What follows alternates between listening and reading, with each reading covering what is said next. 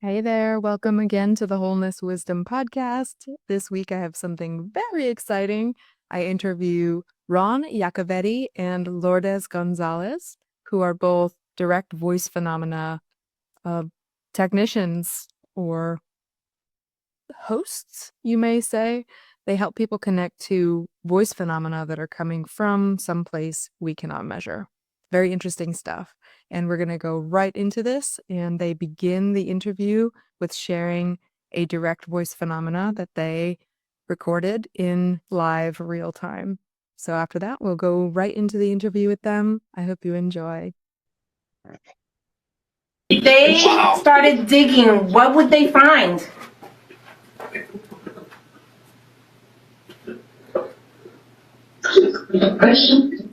Person. Oh my God! Yeah. Kidding me? Oh my God! Yeah, ask the person. Is it a male or a female person? Male or female? Woman. Woman. A woman. Oh, wow. I love the excitement too. Everyone I feels know, that's everyone in the amazing. room feels that answer. Mhm. Okay, awesome. So these are two, Lourdes and Ron are both two experts on what I understand to be Instrumental TransCommunication, or ITC. And the theme of this episode is ITC, Analytic Idealism, and the Paradigm Shifting Applications of Metaphysics. So in this podcast, we already have been exploring avenues for shifting paradigms and exploring one's inner world in relation to the outer world and how to make sense of our place in things. But I've never met with any voice phenomenon experts before. So I'm really excited for today. And would you, Ron and Lourdes, be able to introduce yourselves, please? And we will add more clips here at the end of what they do, as the viewers heard right away in the beginning, a little clip of that amazing phenomenon you captured. We appreciate you having us, taking time to talk to us. We'll hear the E word, expert, and we tend to shy from it a little bit, at least in the field of paranormal research, ghost hunting, or whatever moniker people are comfortable with. It gets used a lot sometimes purely for social status purposes.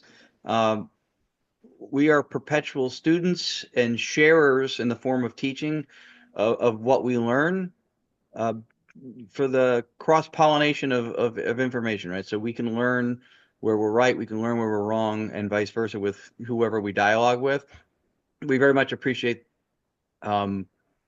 labeling us that way. We do put a lot of heart and soul into what we're doing. ITC, or Instrumental TransCommunication, is a third-party neutral instrument application of communicating with, for lack of a better term, you know how we're under language constraints, spirit, or what we believe is consciousness as per survival theory after physical death. And there's a lot of compelling evidence and documentation to support it. I think at a point that would surpass a prima facie level of plausibility. Like, it's worth looking into, I think, at this point.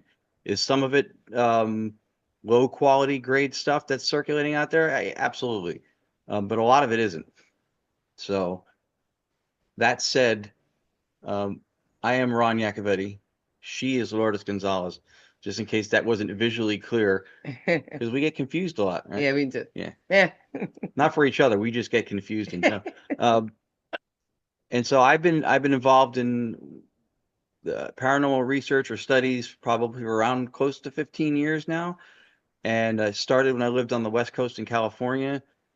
Always a fascination for me. I always found this stuff intriguing when I saw, um, somewhat through mass media and through TV, breaking open the negative halo of don't talk about this in public or with family kind of thing that it used to be under. When TV and media broke that open and it became more mainstream, I was enamored by the fact that there were actually people researching this stuff, experimenting on it, and trying to do everything from document experiences to communicate and everything else. And that just totally was the bug that bit me.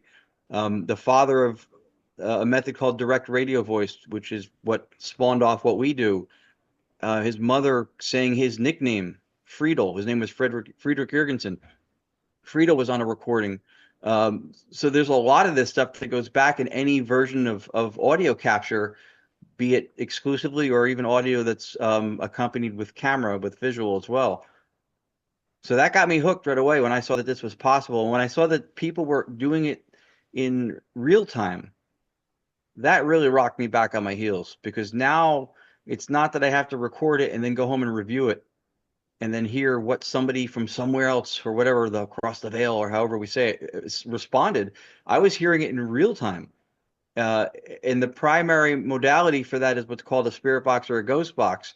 And we can get into this afterwards, but it's basically sweeping through broadcasts, supposedly fragmenting vocals for the purposes of spirit being able to manipulate them to form sound. It falls apart from a physics perspective, that whole explanation. But the fact that this real-time thing was something that was being pursued totally hooked me. And that's probably a good bridge for me to toss it over to her for both her vocational background and what first, I think, sparked her interest in this stuff. Well, besides your family, which is that's yeah. right. I actually was born into the paranormal. My family practiced, or they used to practice. I don't think they practice anymore. But when I was a child, they were practicing espiritismo, which is a form of mediumship in the Caribbean. And so there were physical mediums, and I would see it all the time. So it was actually normal for me. Out of the 10 children that my mom, right? Out of the 10 children, she's one of 10 children, I should say. But she was the only one that didn't practice. And we were in a ritual or ceremony, and my cousin who was channeling bumped into my mom. And when she did, my mom started moving and speaking in ways that she does not. And so me and my brother were there, and terrified and traumatized me. So I refused to go anymore. After that, I never went anymore. And I kind of shied away from it. I respected that there was something that was going on that we cannot see or understand. But then I met Ron, and he was already doing it. And he brought me back into that world. And what fascinated me was a capture of an EVP, right? It was fascinating. Like, where did that voice come from? And that's why when we started doing direct radio voice, it hooked me, because it was the purest form or the purest method that I can see that was closest to EVP. And that was fascinating to me. So that's yeah, and empirical. Oh, and I'm a court reporter. Yes. So since I'm a court reporter, I hear everything. Yeah. Everything. Will not utter a bad word of her if she is in the house. So because it's not safe. So you're already tuned into this listening space. It's like what I do for the living, I do for the dead, if you want to say that. Yeah, different cadences, speeds, dialects, talking over each other, because they're not in the courtroom anymore. So a lot of she's listening to recordings. That's another thing. Yeah, so it's a very transferable skill. I'm 19 years as a court reporter, and the last 5 years, maybe 6 years, we haven't been in the courtroom. Mm-hmm. So we listen to audio recordings, which is what we do now when we've had the debate with some people who are cynical, who are audio engineer backgrounds, and there's audio engineers who do this stuff. We actually had our system and how we run our methodology vetted by a gentleman named Rick Allen, who is out in Arizona, who is one of the leading sound and audio people in entertainment today. And he was looking for anything in the mechanisms, anything in the components that could be creating false positives, that could be doing something that would mimic a sound or a word. But what troubled him off the bat was that at the rate within which we get things that seem coherent and comprehensible, it would be very hard to attribute something at that level to sound, warble, and artifact as an epiphenomenon of the system running, right? It would be very hard to do it at that level. It would be way disproportionate. So when she says purity, when she's speaking about is like comparing it to EVP relationally, she's talking about to have the system or the methodology vetted as much as it can possibly be to leave only hopefully a minimal human error or fallible hearing factor involved, which is always part of it, but not so much for her with the fallible hearing part. Yeah, well, it So happens to glad me too. that you It happens to me too. you went into the purity of it because I wanted to ask what she meant by that. So Okay. yeah, I'm glad you. Yeah. And just something about the work that I do is helping people tune into that listening space to be available to the transcendent messages that do come through us. But society and the physicalist mentality is that everything is separate and contained and measurable. So I'm glad that you're kind of bridging through consulting that expert in the field of audio, like for Yeah. his perspective on the veracity of what you're doing. And then Yeah.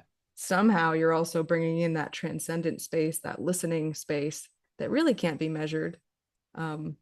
Lord, as your quality of hearing is to a higher degree than mine, and that can't be measured, but it's valid, absolutely valid. You get paid to do it, right? Yeah. So, Yeah. I will awesome. take the court reporter over the audio engineer any day Yeah, when yeah. telling me that there's actually language coming through. You said something, Aaron, that was really interesting that she says a lot with regards to since we've adopted over the last couple of years the position or the metaphysics of analytic idealism, which is through you, which is something that we say often, right? All the That she time. says that nature's working through us. It's As not it doesn't happening. happen Go ahead. it doesn't happen to us or by us. It happens through us. Absolutely. Yeah. Absolutely. So I'm glad it sounds like the work you're doing is helping maybe bridge for people who don't know that yet, what this kind of looks like, how to touch that space in a way that's we can receive it. So Right. I'm Right. curious about you described the purity of what you're doing and how it was tested, analyzed for the purity of what it is. How is this different than a ghost box? If you could touch on that a little bit. I don't know exactly what that means, and listeners might be it might be foreign to them. Yeah, no, I don't mind explaining it. It did like a sweep through broadcast, not scanning in a sense the way a car radio does, where it stops on stations, but rather the opposite, where the mute between stations would be removed. Oftentimes, it would put a separate circuit in, a sweep circuit, and that sweep circuit could the same way it could work with like a saw wave and stuff. It's got variations to it, and it doesn't stop on any frequency, and it doesn't mute anywhere in between, but it cycles through in millisecond measurements, anywhere from like 50 to 300, 350 or so. Obviously, the larger the number, the slower the sweep. And the idea is that through this, spirits are somehow, and this is where you're going to hear a lot of explanatory gaps in this, and this is why we embraced being able to explain things through idealism and through our own work. So the idea is that somehow spirits are reaching into these devices with their ethereal fingers, and they're manipulating these fragments of sounds, these allophones, these phonemes of sound that are randomized through the sweep, because broadcast is not always the same, right, from second to second, and it's sweeping through it. So in that, they're putting these little fragments of sounds in the right place at the right time to make the right words to answer the specific question that was asked at that moment with breakneck speed, with no latency, like a spirit playing Scrabble on cocaine. Yeah. It's remarkably fast, because oftentimes when people do these sessions, when words or responses come out, they come out just before you finish your question, the second you finish it, or afterwards. Now, if you're appealing to the court of physics and you're talking about mechanical sound waves propagating to and fro and being processed to be responded to, there's no time built into that explanation to allow for that. So it's incoherent. It falls apart as an explanation for how the modality works. But we have seen it work. So what's different? What we think is, and this is something that super hearing bionic ear over here figured out, that when listening to a lot of these devices, do you want to explain what you heard that was different, and then I'll take it back to what we do? Well, when I listened to those devices and I would hear voices, I would either hear the voices above the sweep or below the sweep. So the voice was either really low and I can still hear the sweeping, or it would be so loud that it would cover up the sweep.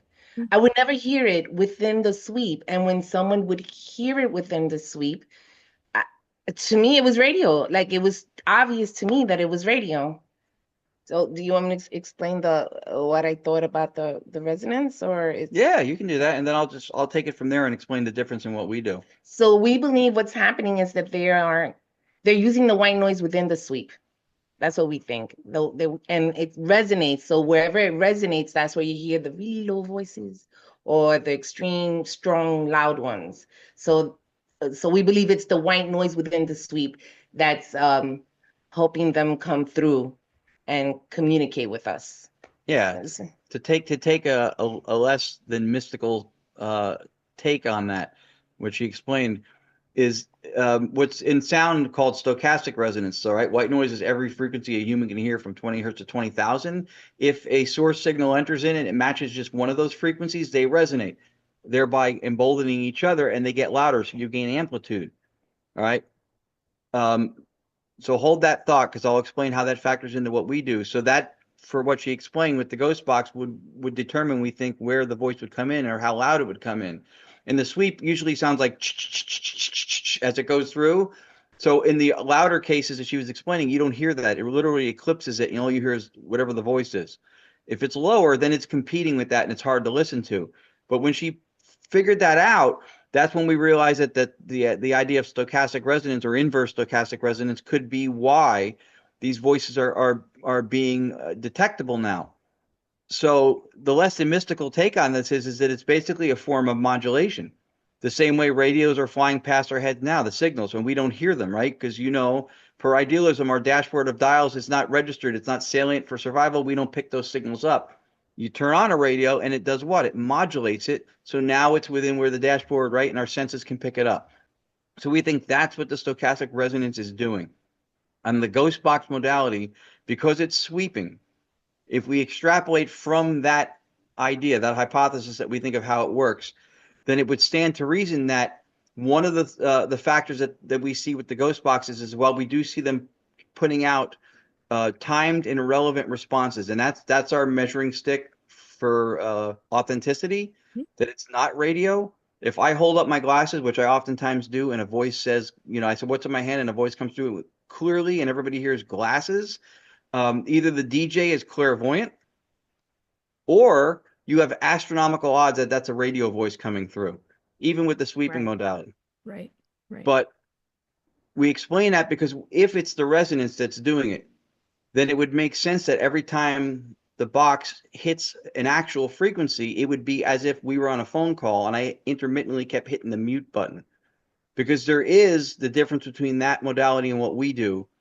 There is a brevity to the messages. They're short and concise, sometimes very clear, but they're not very long, which is a high contrast to what we've been able to do. So this digital seance experience we do is taking this foundational method in Europe, which predates the Frank's box or any ghost box. And they were just using pure white noise. That was it, from a barren, no radio emission station, long wave, short wave. The woman who pioneered voice phenomenon work, she's, I think, the last surviving person left, Dr. Anabel Cardoso. She's in Spain now.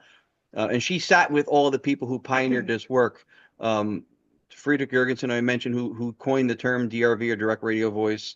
Ernst Sinkowski, German physicist, who came up with the term ITC, or instrumental transcommunication. Marcello Bacci was a little gentleman in Italy who made this stuff widely known by doing sessions in Grosseto, where he had mostly parents who were grieving losses of children passing prematurely. So he made this really a widely known thing over there. So Dr. Cardoso sat with all these people, and she's the one who mentored me into this. And she's, I think, again, like the last surviving person left. And so they would use just white noise on a vacant, barren. I think she used frequencies that were only available. They used to be government-run frequencies, so nobody could broadcast on them. And that was it. And we started that way, just using a world band radio on white noise. So it was on a radio that you started, and then In the beginning, now yep. you're not using that. It was. You're using Yeah, something else. Correct. not anymore. But it wasn't a barren channel. Yep. Just white noise. No Mhm. sweeping. Yeah, no Right. sweeping. That's Right. what, yeah. Mhm. And then one, we were in a zinc mine in New Jersey, well below the surface of the earth, which is just like a geological Faraday cage. This is where phones and radios and their signals go to die. You Mhm. couldn't get anything. People were running ghost boxes. They couldn't get anything because there was nothing to sweep through. Mhm. It was completely dead. Mhm. We, using a shortwave, longwave, barren channel, we're still getting voices that swore at us, that named people in the room with no signal reception whatsoever, Mhm. which made us realize that maybe this resonance thing was it, and it didn't need RF signal, which is, I think, typically how we think of communications from a physicalist probably perspective, because we're Right. thinking about sound waves and receivers and all that. But we got voices without signal. So that was intriguing. And so essentially what we're doing is what people do with audio capture in paranormal research or investigating is they take it home, they put it in software, they denoise it, they slow it down, they amplify it, then they share it. Mhm. We're doing all that in real time, Mhm. because if there is a possibility for real-time dialogue, it has to happen in real time. Absolutely. And So, you could see how that would really help with the service that you've described doing of helping people connect to mhm, people who've crossed over some sort of what looks like a physical boundary into another right. space. And that if it's just a recording, it's like, wow, okay, that gives me chills. But if it's actually your loved one live and you're connecting somehow, that is more than just chills. That is like a I know. that's a That's connection. my the best part of the whole thing. Yeah. Mm. Like when we started doing this, it was exciting, of course, right? Voices, and we're getting voices, and we're getting answers. And responsive. Yeah. But the first life-changing moment that we had with someone, or they had it, was a 15-year-old girl, teenager, and she believed it was her grandmother. Mhm. And then, so since she believed it was her grandma, she asked if it was what TV show we used to watch when I was little, and she got like an answer, Dr. Roberts or something like that, a show no one recognized, and that was it. She was like, Yeah. "That's it, that's my grandmother," and it was life changing for her. Wow. So when that happened, I was like, "Oh, this is what we're supposed to be Mhm. doing." Yeah. So this is not for us. This is for everybody. When we You know? first saw this stuff, because everybody in the United States, with the paranormal community, if it's not on TV, it doesn't exist. And everything was, for communication wise, ITC wise, was the sweeping ghost box modality. So that's all anybody ever did. Anybody developing it was doing that. That was it for like 25 years. And I saw the direct radio voice stuff, and there's a little gentleman I mentioned before, Marcello Bacci, who I learned about through the Dr. Annabelle Cardoso, and he was getting full conversational sentence interactions through an old vacuum tube radio. And it's and all these guys today, all the the developers are using plasma discs and spring reverb and blinking lights, and he had retro tech in comparison, and there were voices responding in real time.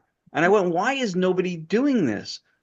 So I said, we're going to listen to white noise, and then we're going to record it and listen to it again. Now, this is proof of the fact that we have a pretty decent relationship, because she's still here. Yeah, so let's do this. If you don't mind me just saying Yeah. about the waves you mentioned, the resonance. So it's pretty well known today. I mean, I'm no scientist, that the collapse of the wave function happens when something is observed. Mm-hmm. And you just said, if it's not on TV, it doesn't exist. That's a great metaphor for that belief system of something being concrete on TV makes it real. Something Yeah. being experienced as a particle, matter, makes it real. When your experiment of going down below the layers of the earth, in a sense, there's only waves down there. When it comes to cell signal, there's only waves on a different level of reality.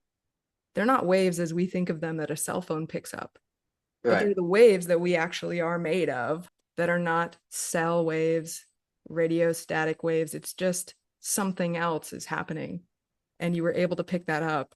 And I think there's immense value in that, to show people, or at least to allow them to start to question what kind of reality may exist beyond the reality of a cell phone signal. Yeah. below the layers of the earth. And it's a great metaphor for going below the layers of belief and wondering, what more is there to this? Right. What other That, metaphysics can describe this? And I right. really want to know from you how your ideas of the world, your metaphysics, is different than a lot of people in this field. What makes what you're doing different from where you're coming from with it? It's we are the black swans of the paranormal right now.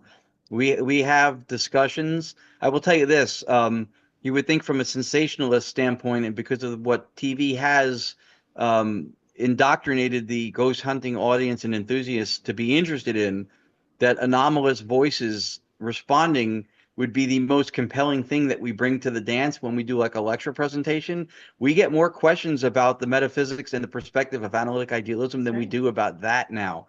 Because one of the things I think that people, and like Bernardo will say, right, he's never convinced or swayed or influenced anybody. It either resonates with them or it percolates for a while and eventually resonates with them. Mm-hmm. So the people it resonates with pretty quickly, especially who are in the field, start seeing not only the fact that it doesn't run into some of the incoherent problems or the lack of explanatory power that some of the present and widely passed down and accepted hypotheses and theory in the paranormal field do. It doesn't have those problems.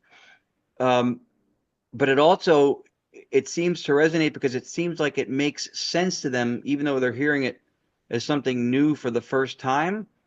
And that's big in what we do, because there are beliefs that have been passed down. This is an axiom-filled playground in the paranormal that is stuff that is just it's a byproduct of epistemic dependency. It's just been passed down and everybody just accepts it. This is what it is. It's like Thanksgiving has a turkey, this does this. Go. Mm-hmm. And they don't question it. And some of the stuff that we're ruffling feathers on a little bit is we're taking a lot of these phenomena, and we're not saying from the cynical physicalist perspective, this is bull, it doesn't happen, we don't believe you. We're not saying that. We're saying we believe that people have these experiences, right? Like Bernardo would say, is to say that we misconstrue the experience is not to say that we don't have it.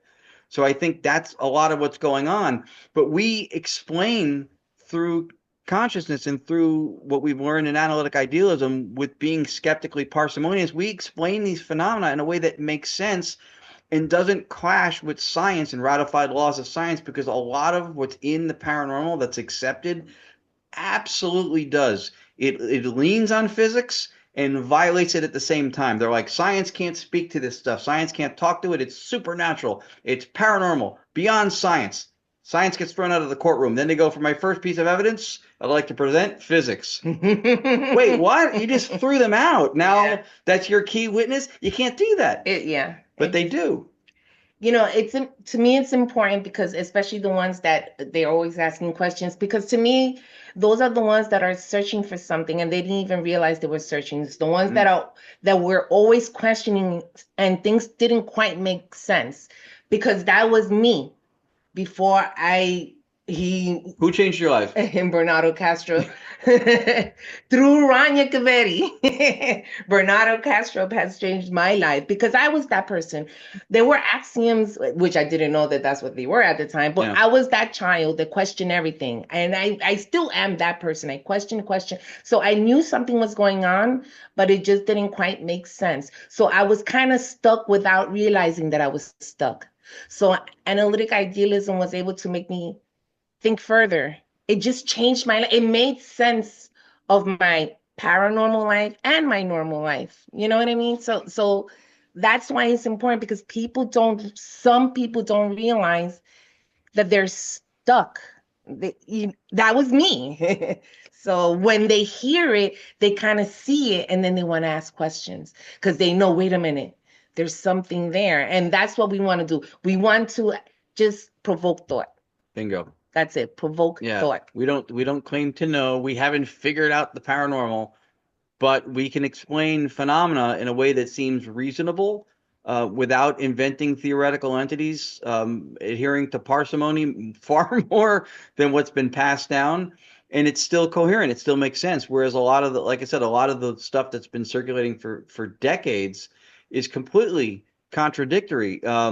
I had written an academic essay and it was on academia.edu, and for a few weeks it was top 5% in 2024, much to my surprise, because I am also not a scientist, nor a chef, nor a mechanic, and all other things.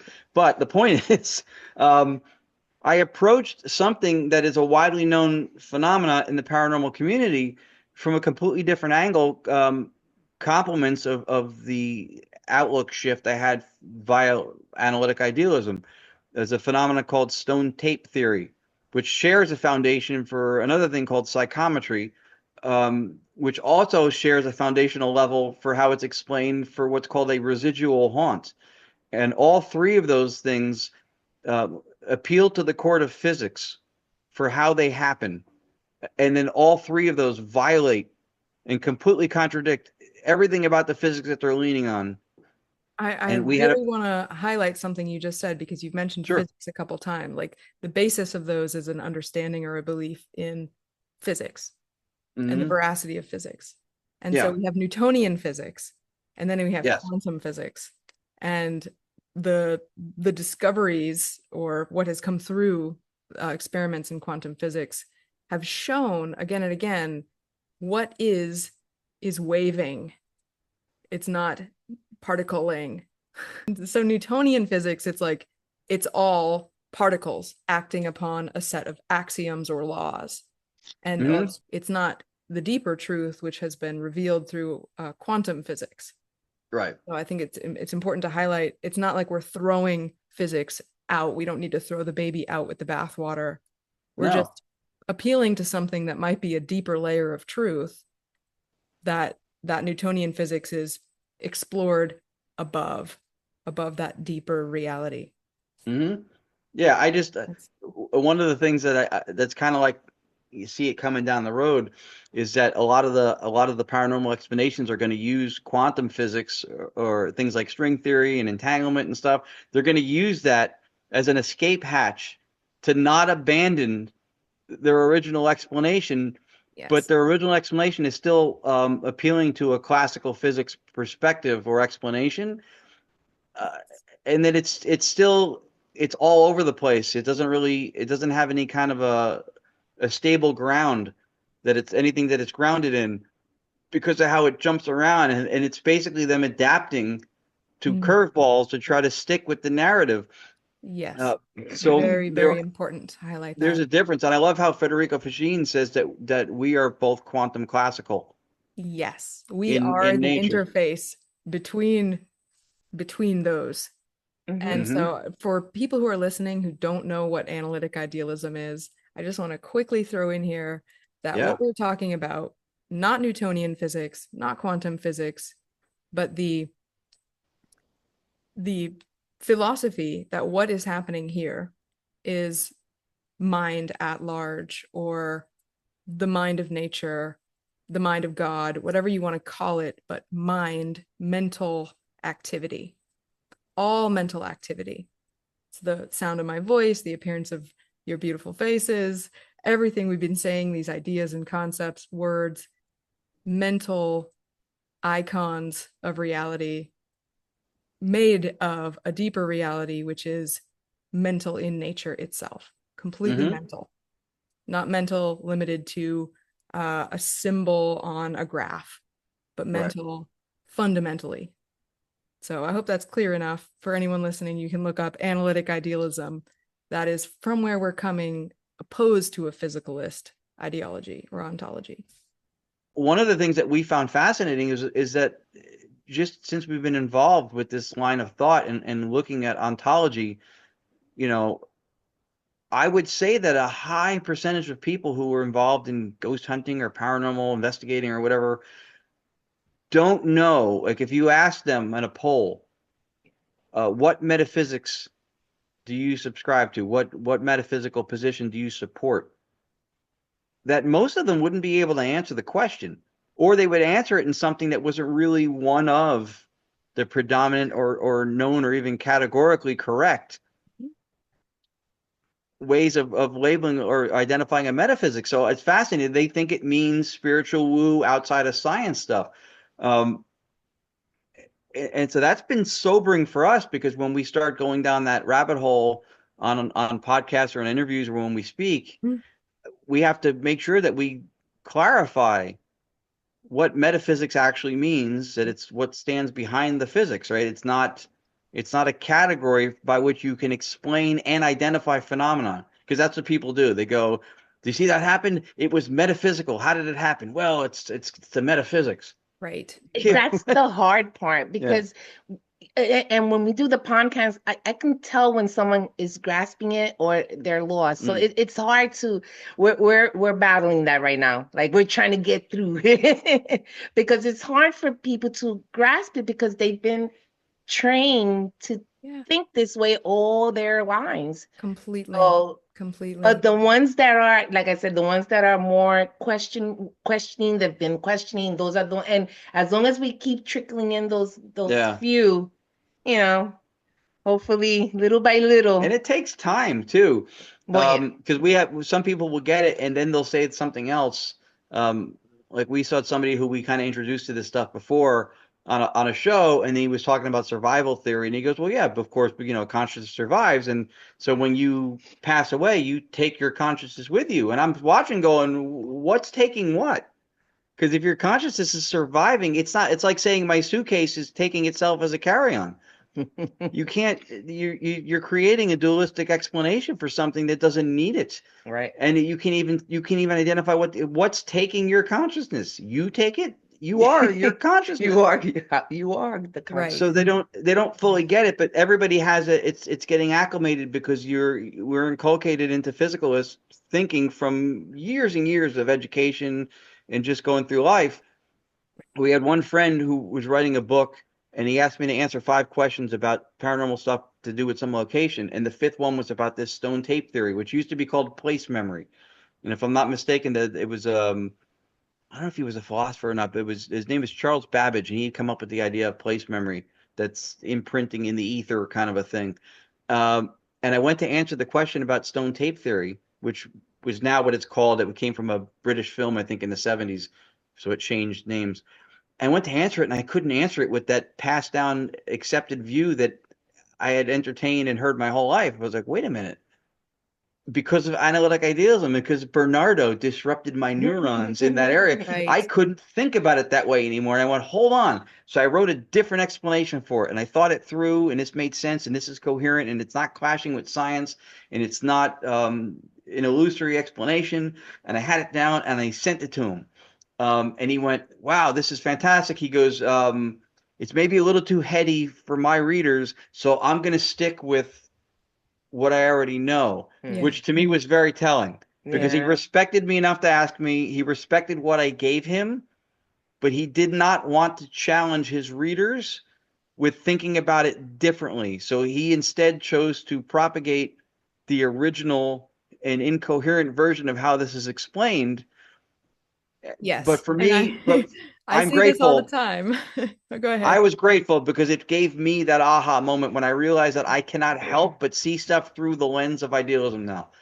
Yeah, and what's fascinating about the analytic idealism with what we do, is that it makes the paranormal normal.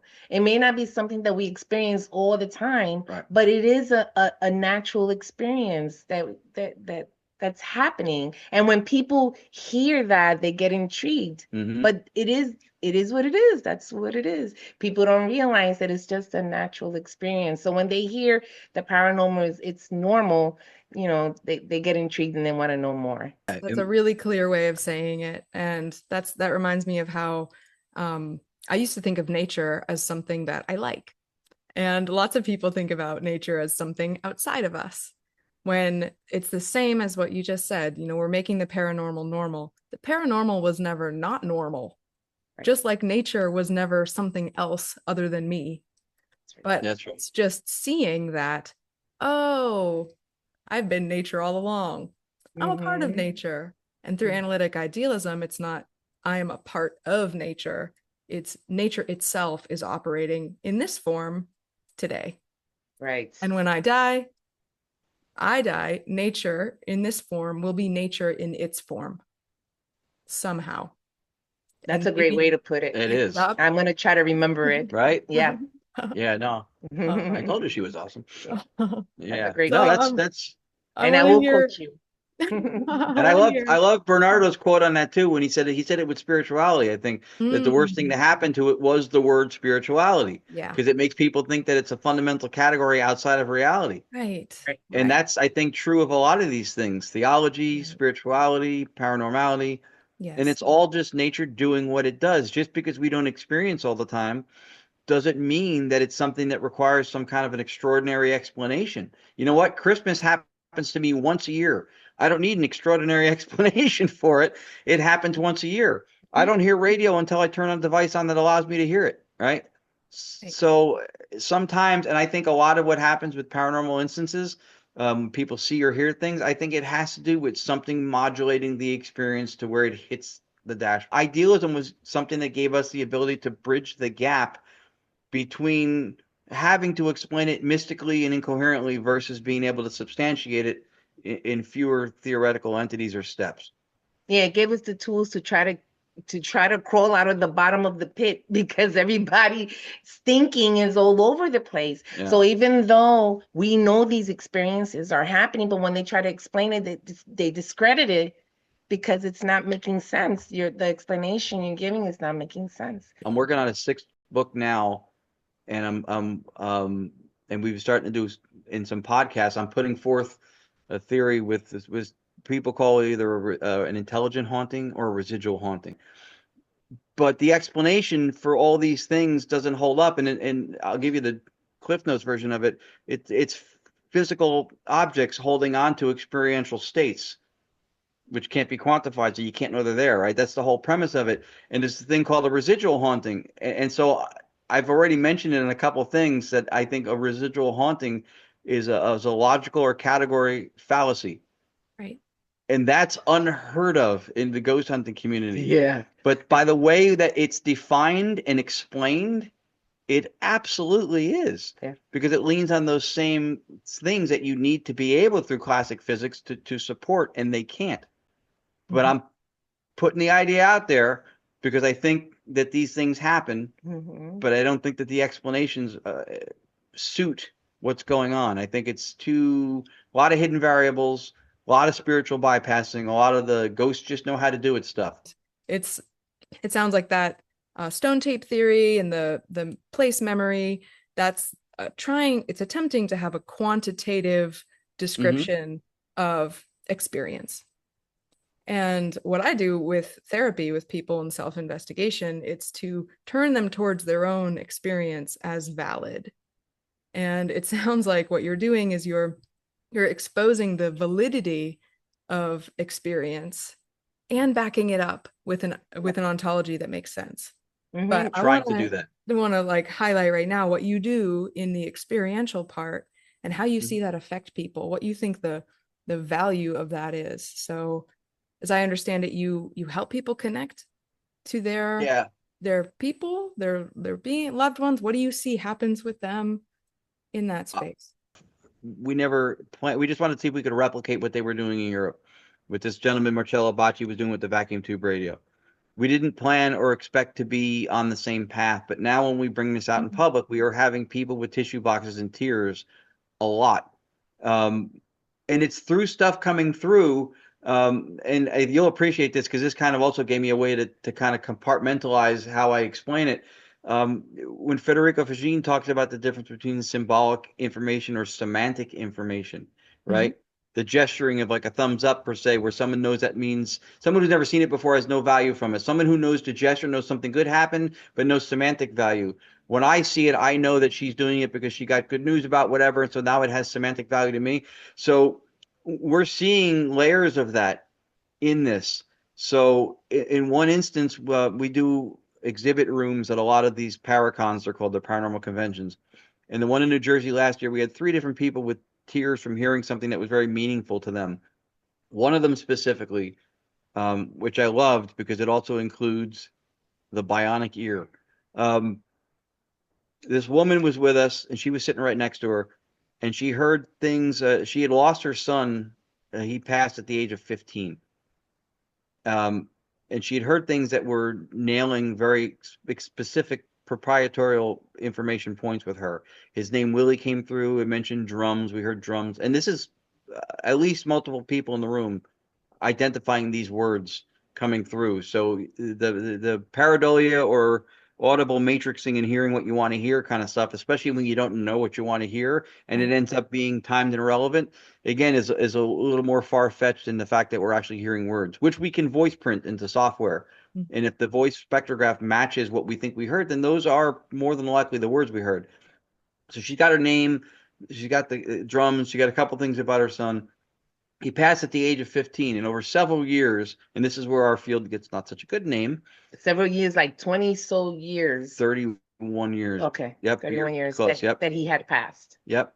And what did she had went to several mediums, Yeah. and these mediums told her because of the age that he died and the amount of time that passed, that she wouldn't be able to communicate with her son. Like it was too late. Yeah. That she wouldn't be able to connect. Right, which is arbitrary. Right. Because we couldn't say with any certainty about a time frame that is short enough, long enough, ideal. It's all just speculating, right? It's all guesswork. Right. But for whatever reason, many mediums told her this. So now she's getting stuff through us that she is identifying, like the name and everything else. But what cinched it for us, which was kind of staggering, she leans over and I see this look on her face, and I've been with her long enough to know she heard something. Mm-hmm.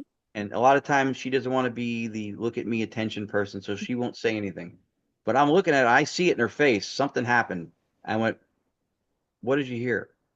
And she looked over and she goes, "I heard mention cookies." She says that, and the woman starts crying more, happy tears, but she's crying. It turned out that just shy of a year earlier, she was diagnosed with diabetes, and she has not had snacks or anything like that since then. That morning, before she came to this expo, she made a couple of trays of sugar-free cookies. They were in her purse in a Ziploc bag at that moment. There is no way that we could have known that. Yeah, because for her, it proved for her that her son was always around her. Yeah. He's always around. Right. So it's right. It wasn't just in that moment. It was like, earlier today, there was something aware. Right. That knows her. Right. Yeah. So that's what I love. Those are the moments that I love. And they happen a lot now. Yeah. I love giving those people those moments because they're important and they're special. Yeah. And people need it. And we're supposed to be helping each other anyway. That's what we're supposed to be doing. Yeah. Not fighting each other and acting all crazy. This is where I also like Federico Fagin's term for the satiety, right? An autonomous complexity, which is a collection of consciousness units, because it would seem to support the idea of what seems to be an identity, but not a dissociated identity in the sense that we are, and not necessarily with personal agency, right? Because that seems to be one of the things in idealism that Bernardo suggests that does not go with the continuance of one's consciousness as it reassimilates into universal phenomenal consciousness.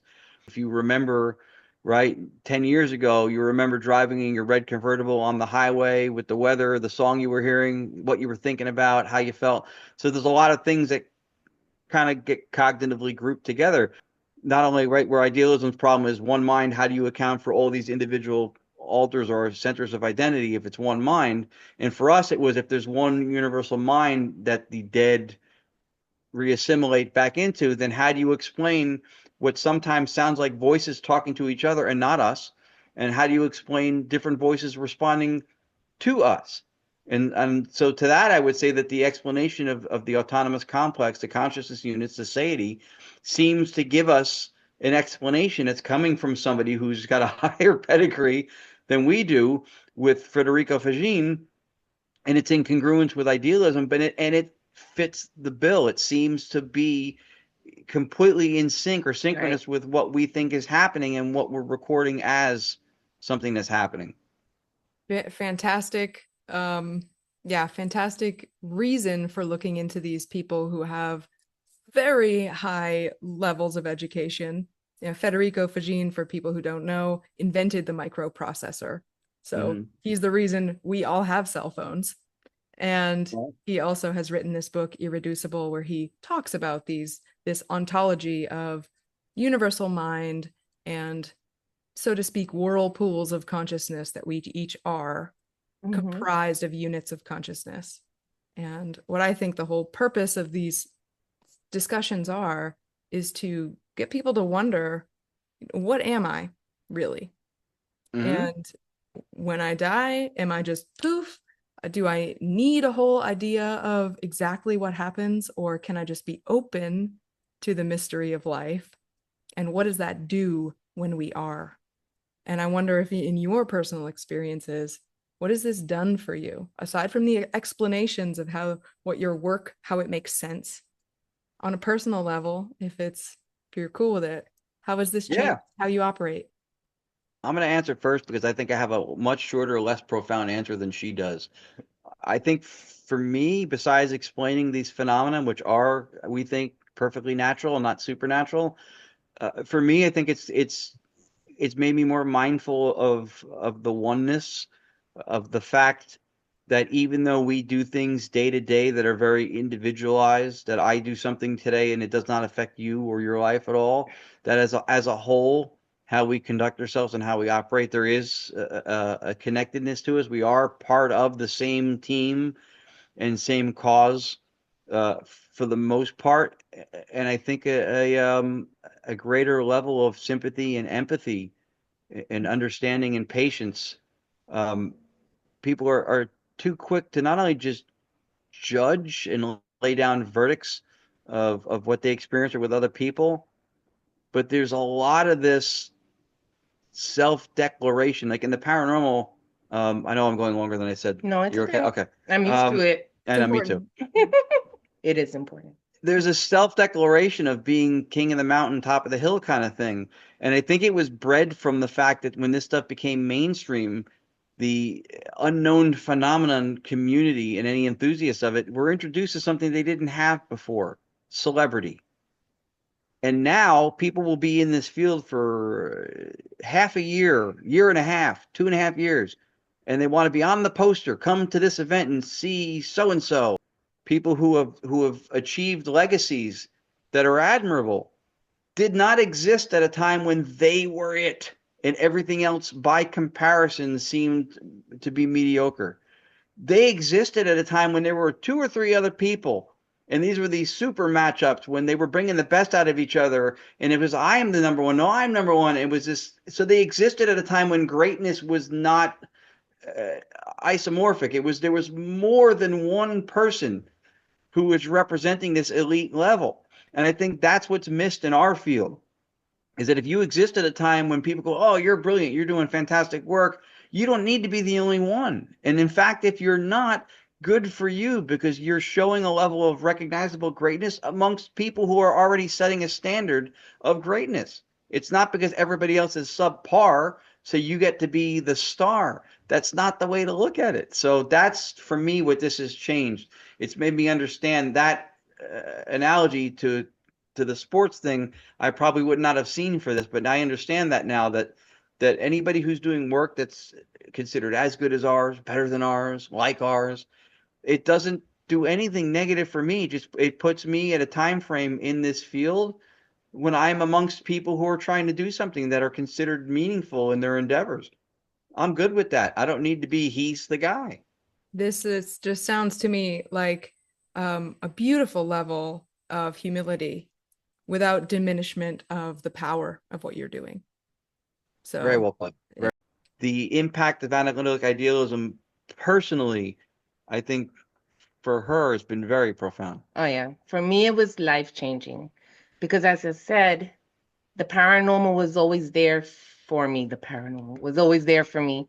And even though I knew it was real, I did not understand it. And even so, even though I stayed away from it, I still would have, I keep saying paranormal experiences, but Experiences. like Yeah. experiences like premonitions and things like that.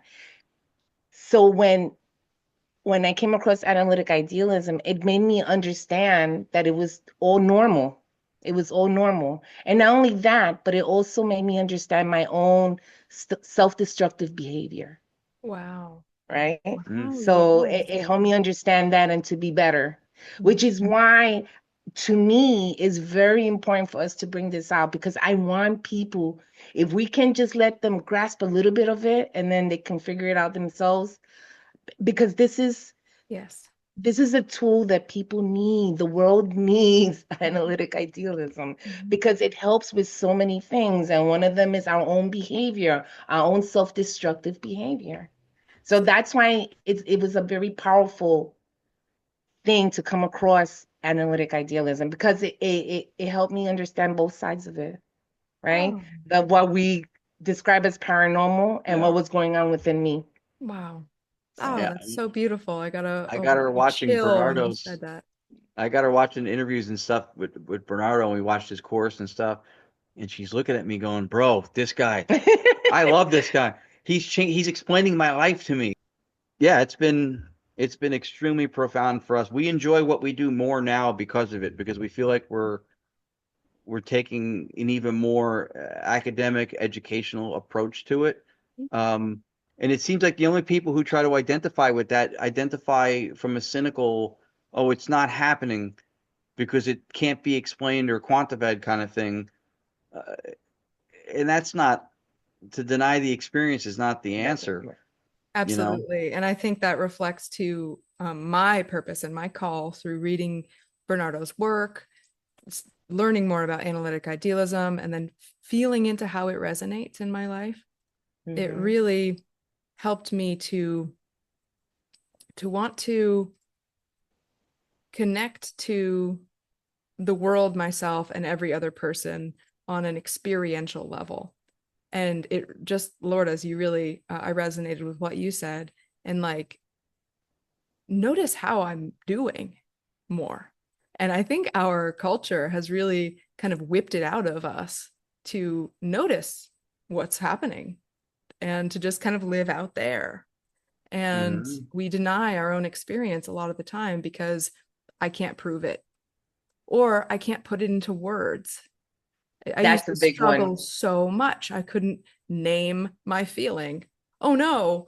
But really, we don't need to when we have a communion with our own self and Right. we accept it as real. We can actually get to these deeper layers of self acceptance and care that we couldn't Mhm. access before because we couldn't quantify it. Right. And you see everything so differently. It's just, yeah, it's eye-opening. I agree. Yeah. All right. Well, I think we've had a nice long interview. I'm really excited. I've had a really fun time, and I really want to see if we can put another clip up if you have one available. No, I can do it. One of them, one of them, I think I want to show because I think you'll find it fascinating. One of them, the voice identifies as consciousness. This one particularly was good because it not only does that, but it also named our former partner, who was Tony at the time. And oh, I know what it is. It's because of the clarity of it. So this, for somebody who's cynical about any kind of voice phenomenon being possible, will hear something like this and will think it was either manipulated or hoaxed or something. And so I assure you, there was not. This is from the recording, and then there's a video put, and we will annotate sometimes the words, not for influence, but because we're showing what we heard. Mhm. We've already done tests before where we show people words on the screen that don't match the sound or cadence of the words that are coming through at all, and it doesn't make them hear the words on the screen. So the power of suggestion gets a little bit exaggerated because you put the words there. If it doesn't match, they're not going to hear it. Yeah, people are gonna question Yeah. it. So, But the whole proving thing, because a lot of the people in the paranormal were wanting to prove the paranormal and the whole proof thing. But what I found, and this is something I've not heard anybody else express in our field, is there's a window within which we can score points, and it's moving and sometimes shrinking. So if we put out vocal phenomena that sound, people go, that's crap. That's pareidolia. You're hearing what you want to hear. I don't hear that. It doesn't even sound like language. It's warbles and artifacts of sound, yada, yada, yada. Right? So there's a threshold. Doesn't meet this, it's garbage. But if it's really good, if it's really clear, like if it's like make Verizon jealous clear, then they go, nah, it's fake. It's probably hoaxed. It's AI. It's right. Then they don't believe it. So there's a window within which there's an acceptance of that this could be legit. And even then, if somebody doesn't buy into it, Bigfoot could hand them their car keys and they're not going to believe in them because that's what they're vested in. But it's a window of acceptance. Like it needs to be better than that, but not better than that. Right. So we're dealing with a really small target, which sometimes moves, especially when we hit it. So I wanted to point out because this one that references consciousness is one of the clearest things I've heard recorded. And to me, it's undoubted. If I didn't have words on the screen, I don't think you'd be wondering what it said. No, you can hear it. Definitely. So I think we're shared with sound. If you don't hear it, let me know, but I'll play that one first. Okay. Wow.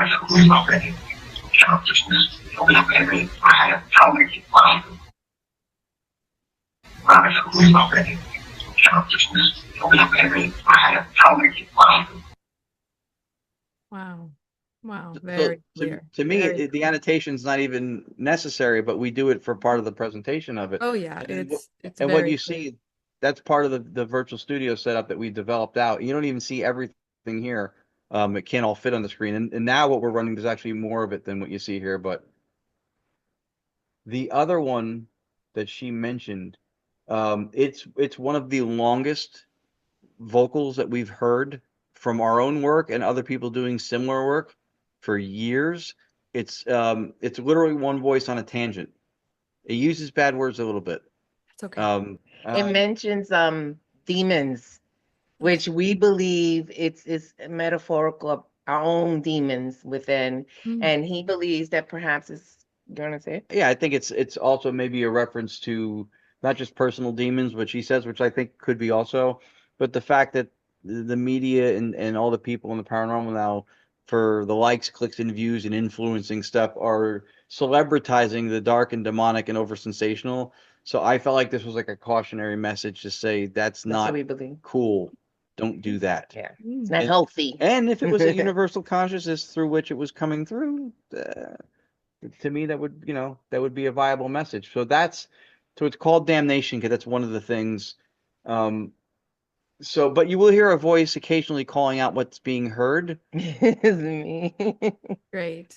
Because she's trained to listen through the noise. Yeah. Yeah. So it's called damnation. This is one voice on a rant for just under a minute. Okay.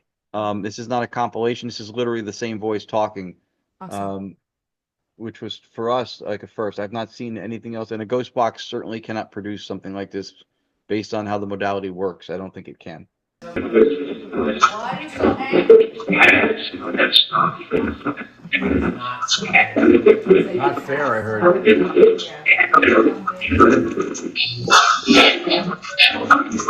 we're doing. What is the easiest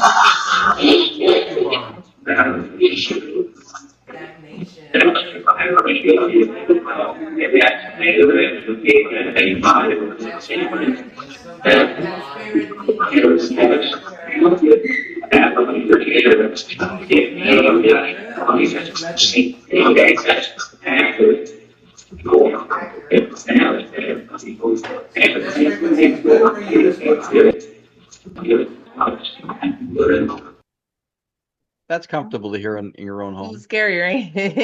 Wow, lots of words, lots of clear words there. I heard.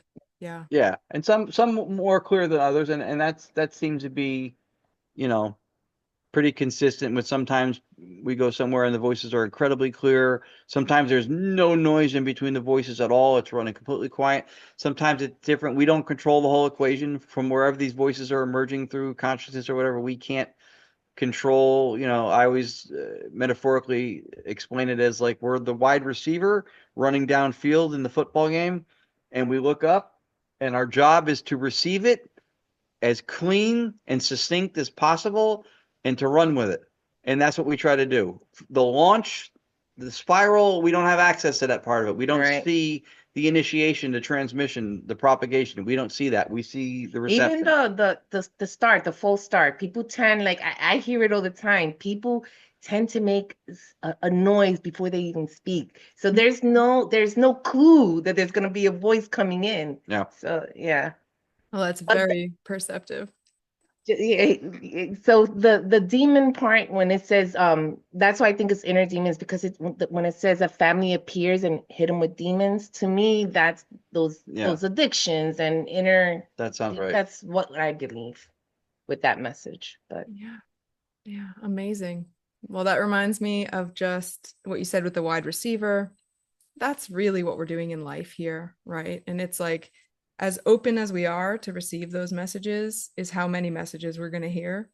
And if I'm just focused on one single thought that I'm having all day, or trying to meditate and push thoughts away, I'm really not going to hear what's coming in, which is relevant and important. Because you're dissociating yourself from it. Right. Limiting. Right. And that's very much a physicalist operation or action, is to reduce, limit. And then all of a sudden we're living in blinders. That's right. Yeah. That's right. Very well said. Yeah. Right. We just want this stuff to be something that people can partake in, have an interest in, and realize that they can do it without having to sensationalize and exaggerate and demonize and everything else that they do. It may not be as complicated as they think. Absolutely. Well said. Well said. Well, as we wrap up, I'd like to highlight, maybe you could name your books or your website. How can people find you both and what you do, learn more about you? Sure. And again, thank you for having time to talk to us. This has been fun. We each have our own Facebook page under the names you see, Ron Iacovetti and Lourdes Gonzalez. Our YouTube page is, if you look up Gonyac Paranormal, it's GONYAC, and our website is gonyacparanormal.com. Again, GONYAC. She came up with it as a prefix for an email. Gon from Gonzalez and Yak from Iacovetti, Gonyacs. And sometimes people will ask, well, how come her name first? How come it's not Yak Gon? I said, because that sounds like a bug repellent and nobody wants that. So it's Gonyac. Yeah. Great. It was my cute way. I have gone yak. That's what I was like, oh, this is cute. Gonyac. See, I could not have come up with it. I couldn't I'll have post that in the YouTube notes as well, so people can just see it and click. So appreciate it. And then all 5 of my books are on Amazon. The 5th one that came out, Afterlife Contact. Oh, I have forgot to put it there. Afterlife Contact, A New Perspective. This is very analytic idealism influence. The 6th one that I'm working on now is even more so. Wow. And then we do a lot of, if our website will show, we do a lot of these Paracon or convention expos. We went to the UK last year in September. They're bringing us back to speak on, we spoke on analytic idealism at ITC last year, which was a tremendous turnout and response to it. We're doing that again in September. I'm speaking with our former partner, Tony, at the Halifax Paranormal Research Symposium in Halifax, Canada in September also. I just got accepted yesterday. I submitted an abstract to the Association for Paranormal Research. They do a research symposium in Gettysburg in the summer, in August every year. And I submitted one last year, was Analytic Idealism and ITC, the same thing we speak on. And we spoke on it. This year I put one in for the stone tape theory psychometry thing that we were mentioning before. It's called the Flint stone tape theory because it's cartoonish the way we think that this thing plays out. And I just found out that I was accepted to speak and then write the paper that goes with it for this year as well. So that's a little. Oh, and then we're doing starting the week of May 12th. It's called Traveler's Worldgate Project. It's a gentleman named Jay Prather and another gentleman named Austin Maynard. Austin Maynard's the tech guy for the TV show Deathwalker with Nick Groff, who used to be on Ghost Adventures, and it's basically inducing a more porous or permeable state of consciousness through what's called brain entrainment, the electronic version of it, with running different frequencies and trying to, stimulate the lobes and stuff. So he did one version of this before, and she really wanted to be a part of it. So we're going to go and both participate as experiencers to see if we have this more vivid, visceral, conscious experience. And then we're also going to concurrently at times be running our digital seance software because we're looking to see if we can, through corroboration, if somebody, let's say, is under and they report back, as soon as they're done with their session and they're not under anymore, they go into a discrete exit interview where they'll report anything.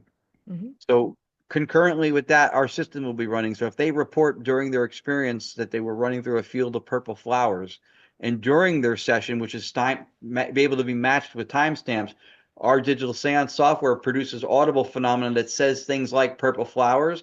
Now we can make some kind of a corroboration between the conscious experience and the voice phenomenon, because it would have uttered something that matches and can timestamp within the same time frame of that session.